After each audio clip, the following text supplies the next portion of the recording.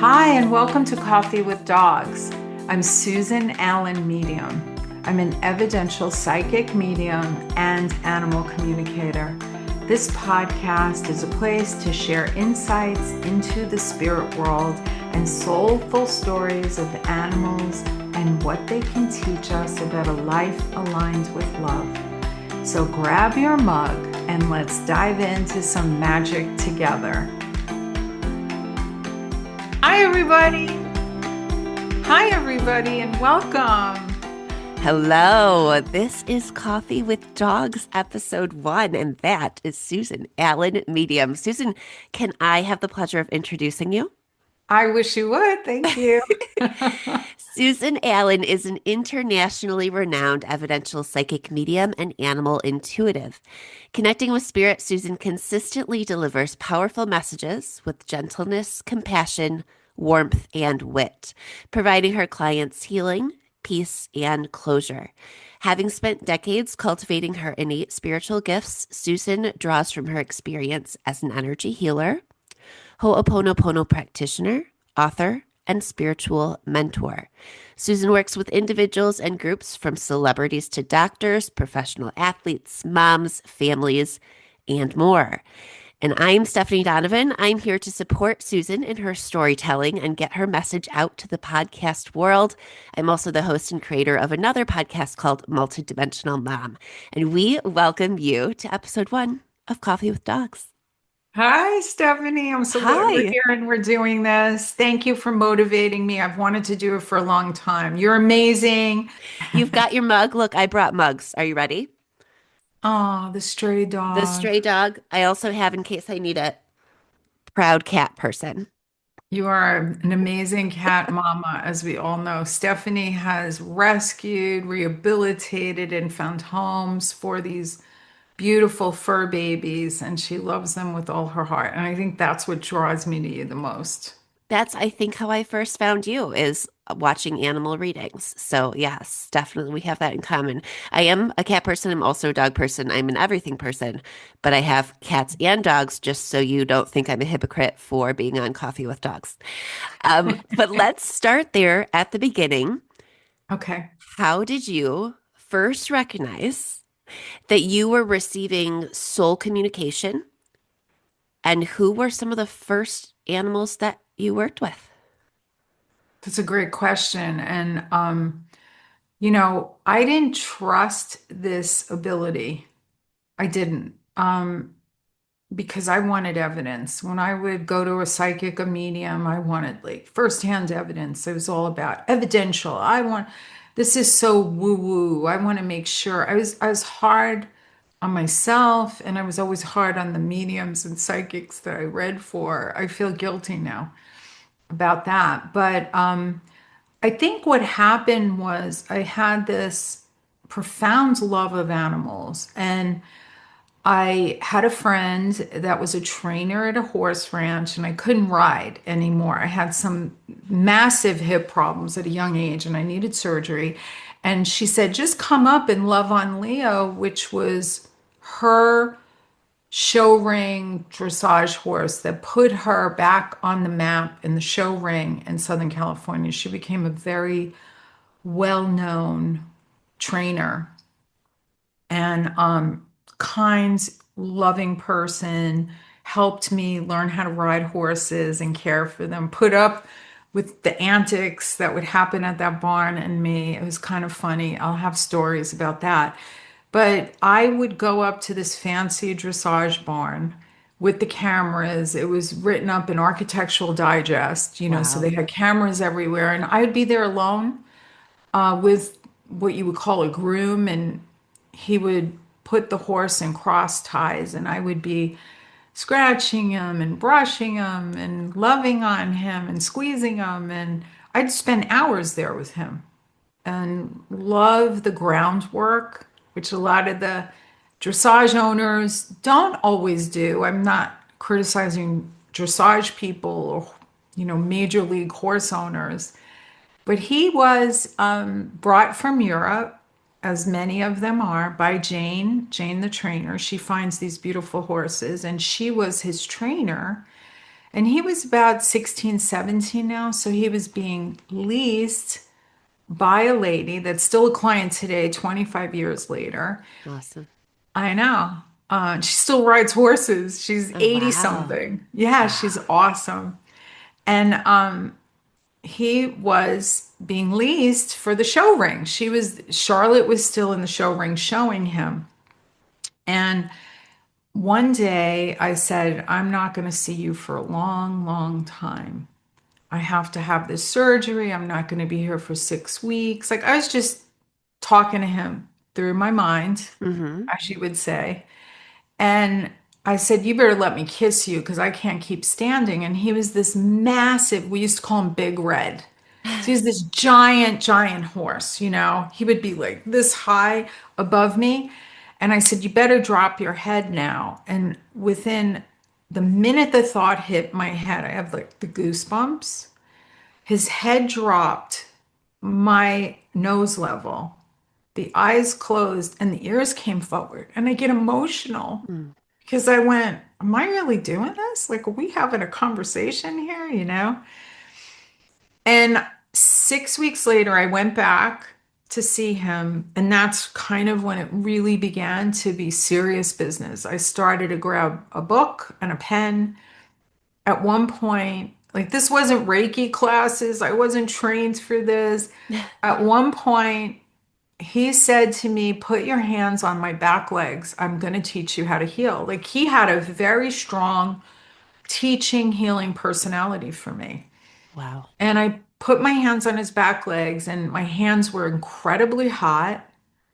And I thought, is it because he has heat coming from his back legs? Like, I was thinking all these things, you know, the mind gets in the way of the work. So I put my hands on his back legs and I held them there, and I could emanate and feel this energy coming out of my hands. And then his legs went cold. So I thought, I guess I'm done. And I was done. And then the following week, like I had been going there 18 months. Like this was going on every week. I'd have the code to get in the gate. It was up in the hills in Malibu. This ranch has now since burnt down through the Oh, fires that we just had a year ago. But all the horses got out, you know, none of the horses were in trouble. And what I started to do was think I was going crazy, you sure. know, think I was really like some menopausal woman, you know, that was losing her mind. I had a shit ton of anxiety, excuse my language. Oh, it's And I was like sobbing and crying, and I'm like, they're never going to let me back here. Like these cameras are seeing some woman hysterical. They're not going to let me come back to the ranch. And that was never the case. I completed my journey with him by doing a lot of journaling and listening to him and writing. My back legs really hurt. I really don't want to work anymore. I feel ready to for retirement. Can you please let them know? Like crazy things. And I would journal and journal and journal. And I went into the parking lot to leave. And there's Charlotte coming to the ranch to give him treats. Charlotte was a really good lesser or leasee. On my real estate days, I would always get those two items confused. And she said, hey, how is he? And I said, he's great. And I said, would you listen to this? I wrote some stuff down and I read 3 pages to Charlotte, and she couldn't speak. I didn't know what was going on. She ran to her car, came back, and shoved literally $150 cash in my hand and said, you have a gift. And I was like, wow, you don't have to pay me. I couldn't believe like 25 years ago, $150 cash for an unknown person such as myself. I was very moved, and she absolutely insisted, not so much, but the trainer said he loves showing. He loves the show ring. He's not ready to retire. He loves showing. And 6 months later, I got the call from Charlotte, and she said, you were right. The vet said if he doesn't retire now, he will not have the ability to retire. oh wow. Yeah. So I would start, they moved him to this stunning ranch and he shared his little, it was a pretty big enclosure with a little mini horse, tiny, and it was the cutest thing. And I remember the first time going there, still ton of anxiety before I really was a meditator that cured me of anxiety. Best thing for anxiety is really having a meditation practice because it really slows the brain down and heals a lot of the trauma and the brain stuff that we face as mediums and anxiety and all that. And I remember the first time I went to this ranch and I couldn't find him, right? And I'm yelling, Leo, Leo, and there's horses everywhere. She's a breeder of jumpers, but she had room for him, this new woman, Annalise, that was precious soul. I got the gate code there. Nobody, said this woman's crazy. She can't. She was so amazing. She would call me when a baby was being born. Like there was a connection between her and I. Hmm. And I'm looking all over and I'm going, Leo, Leo, Leo. And I finally decide to look up, and there he is at the top of the hill, full, in a full stance, looking down, like, I'm here, I'm here. And I run up with my 40 pounds of carrots. I always carried way too many carrots for him. And it was the cutest thing. It was like the first time I was there, like, he was so happy. And he lived another 2 years in retirement. Ah, It was just. Like he's the horse that I think really brought me to where I am. And then I had my soul dog, my little French bulldog Rosie, who's so jealous of Leo. Like I would bring her to the ranch and I'd tie her up like 4 feet away just to make sure that nobody was gonna get angry. And she would be full alert when she would see me kissing his face. And she was a handful. But it was like that time in my life was so beautiful because I was getting messages from an animal because of my deep soulful connection with animals. right. And it really, really started with him, I think. I got messages way before, but I didn't stop myself to say, you're a medium. Like there were things happening and voices from dead people, even my own mother in my early 20s, before I really developed this or even knew I could talk to dogs and animals. Um, she was astounding in my life, with coming through with messages from the beyond after she passed. Let's talk about her for a minute because she relates to the title that you chose for this show, Coffee with Mhm. Dogs. So there was a really special connection to your beginning work as a medium. Why this title for your show? Yeah. Well, I realized many, many, many years later. I was 26. I was in the hospital with my mother.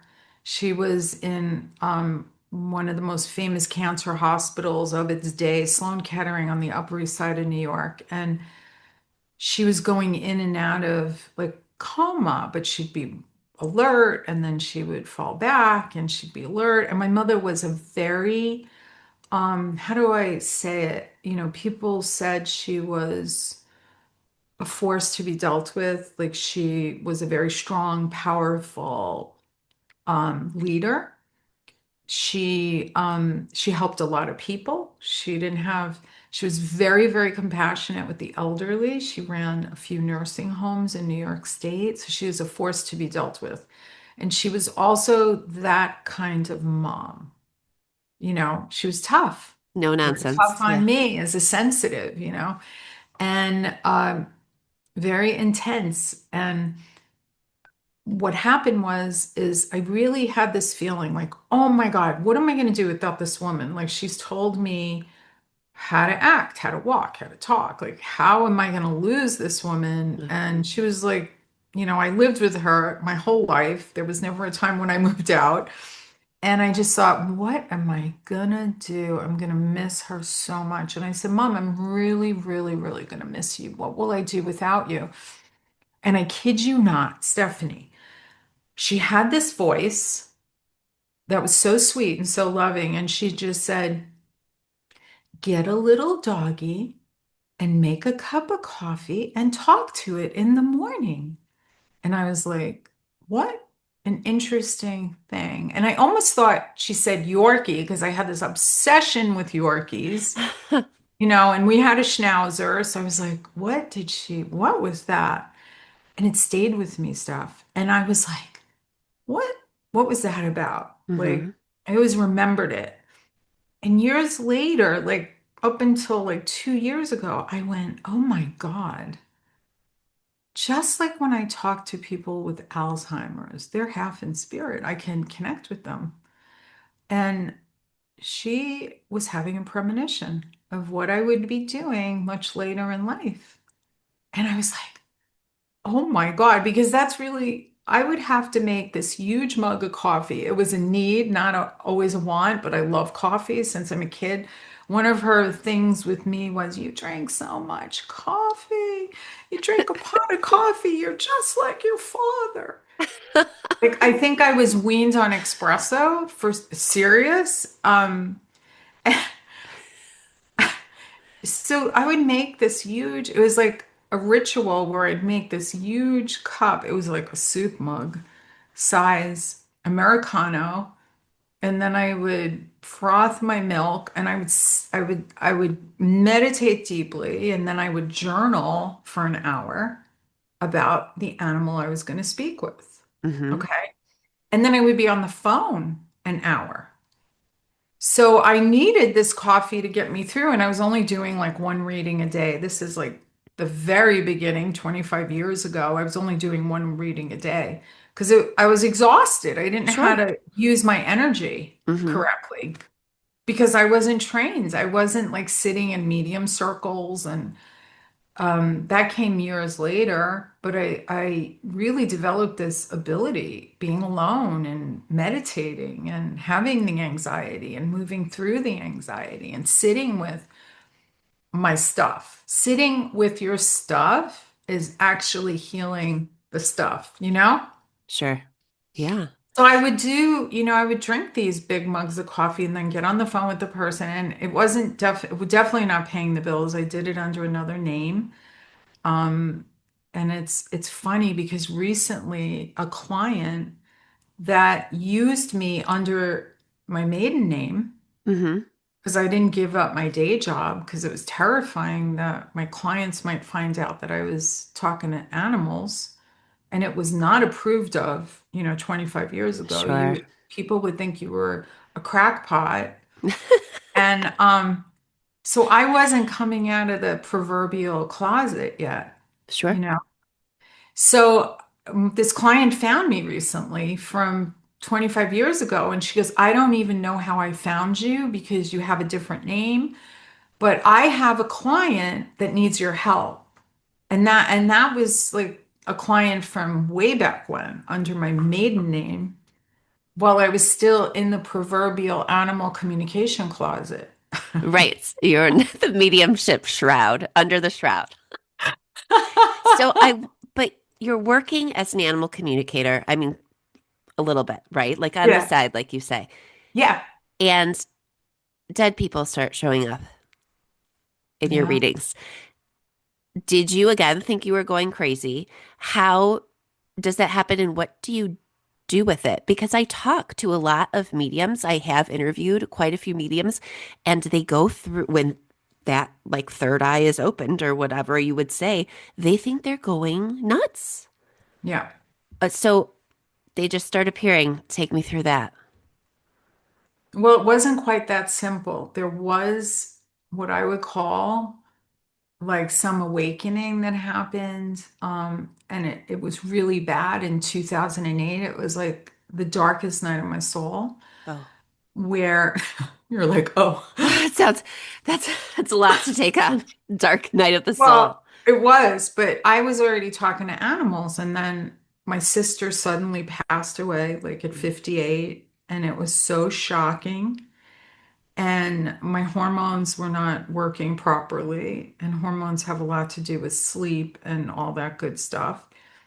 And I was having like grand mal panic attacks. And I was newly in my relationship with my current husband. We were new together, but I had already been really loving the animal communication and it being very beautiful and wonderful. And then it was like I felt like I was going crazy, and I didn't want to use meds because if you know anything about people with horrible anxiety, they're afraid to take an aspirin. Like there was so many fears. I am grateful my brother in New York answered the phone every morning because I basically wasn't sleeping. And he would answer the phone. I'd call him at like 3 or 4 a.m. and he was so kind. He's like that. He's just the most amazing human. And he's pretty much my anchor, other than Sure. my husband. He's always been that. Not so much now. Like he just was there for me during the time when my sister passed because he was saying it's Dee passing so suddenly. And it's traumatic. And it was really, really traumatic to lose my sister. She was like my mom, a total force in nature, not always very nice. We didn't have a great relationship. We weren't talking at the time of her death. Wow. And it was so shocking, to somebody just dies, And I wasn't I wasn't myself, Stephanie. I wasn't myself. And a friend of mine said, if you can only meditate, but I was too anxious to meditate. Sure. And I saw a therapist twice a week, and she somehow got me through, this episode of, I would say, 4 to 6 months of horrible panic attacks, and I thought I was going crazy. And then I was fine. And then I was able to meditate. And the meditation healed my soul, my brain, my life. And I'm doing animal readings, and they were beautiful. I wasn't frightened because I just wasn't frightened. I just didn't want to talk to dead people. I was like, oh my God, like I can't watch horror movies. What's it going to be like talking to dead people? Did you feel that pull? Like I can talk to animals, maybe Nope. I could talk to people too, or they No just pull okay. whatsoever. I wasn't pulled to it. And then it happened. I was talking to, I remember the day and the time as if it was yesterday. And I was talking to a girl named Chloe. She was Billy Corgan's girlfriend. I never talked to Billy Corgan. And she was so loving and kind. And I would talk to her cats. And I look across the room at the picture of my father in a picture with me. And I was just like, I look around, like I don't do eye contact on Zoom a lot of the times. I'm just looking around the room and I'm getting messages from around the room. And Mm-hmm. I'm just like in this other world, you know? And I look across at my picture, me and my dad. I'm just looking at it, just glancing, and it suddenly changes into her dad. And it wasn't Hmm. scary. And I said, and I just don't even know how I made the connection. I said, I think your dad's here. Is he in heaven? And she said, yes. I described the way he looked. I described how he left. I just sent her messages because she didn't get to say goodbye. And I was blown away. I was like, and I said to the spirit world, like in my meditation, if that's how you're going to do it, I'm good to go. Like, let's do this together.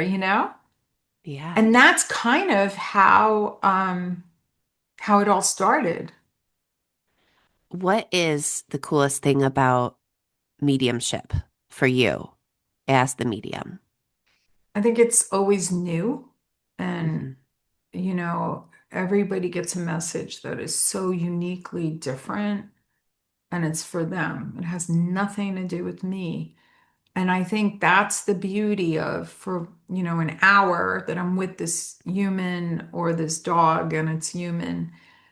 Um, I step out of the way and I allow for these messages to come through, and it's so dynamic and so uplifting that I have never found another career that is this rewarding, and I've had many, many different careers and life paths that I thought were going to take me through to retirement or hold some type of secret sauce for the avalanches of money and success and being a hit and, being what my mother would have wanted for me, you know?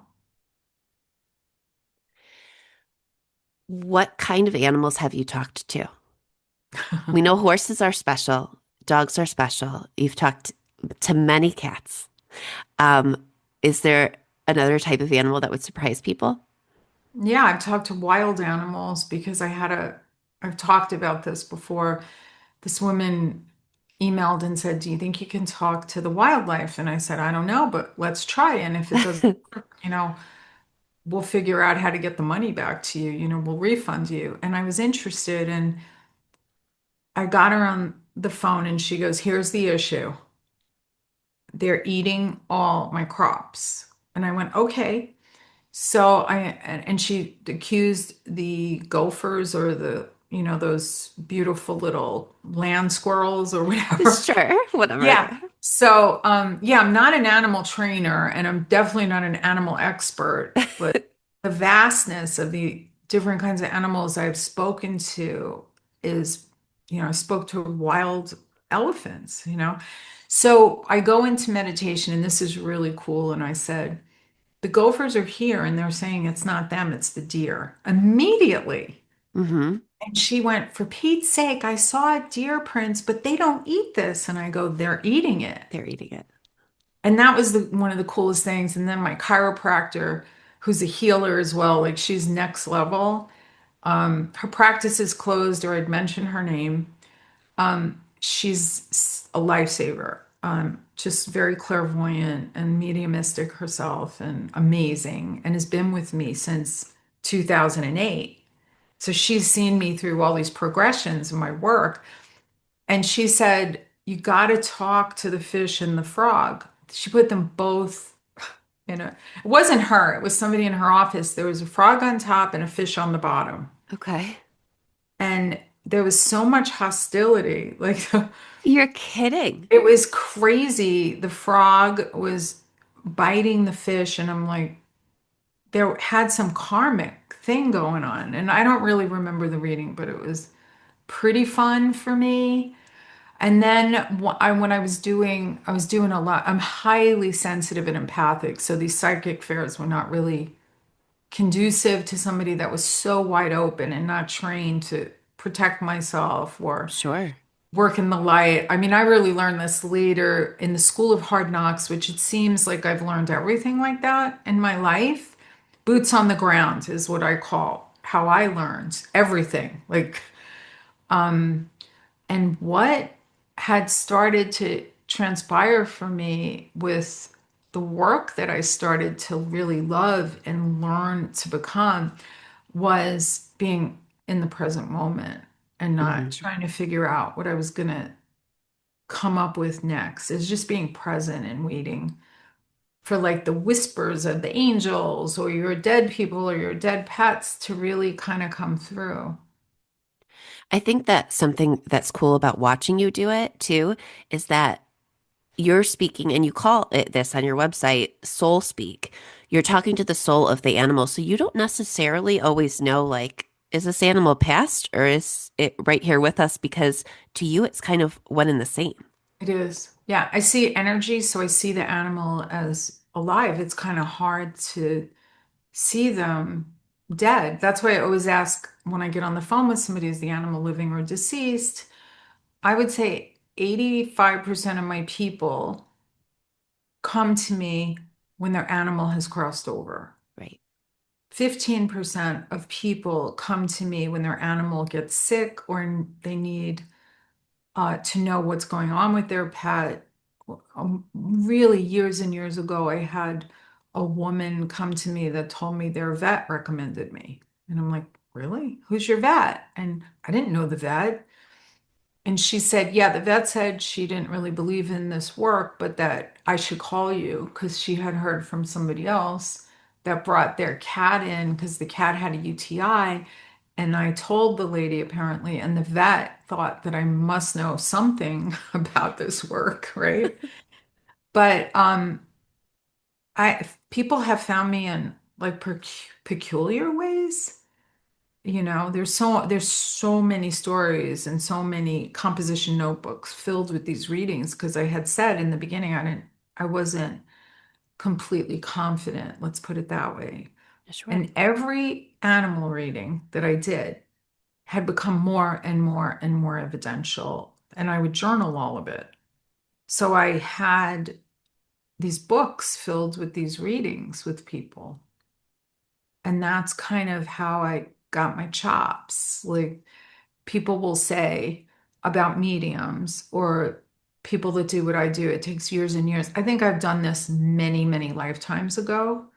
I don't think you just walk in with this ability. It's like I want to compare myself to children that know how to play Beethoven.